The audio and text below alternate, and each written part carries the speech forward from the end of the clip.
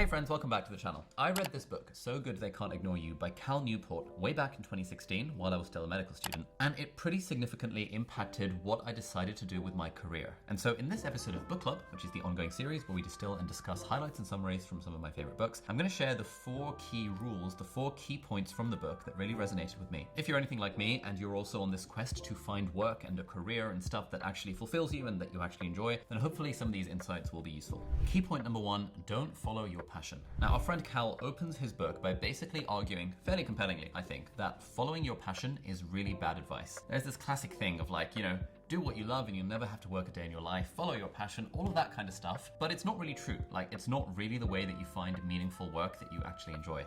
And he uses the example of a speech that Steve Jobs gave, I think it was like 2005, a famous commencement speech. Now, what Cal says is that it's all well and good for Steve Jobs to be like, hey man, you gotta follow your passion, you gotta love what you do, you gotta keep on looking, you gotta not settle.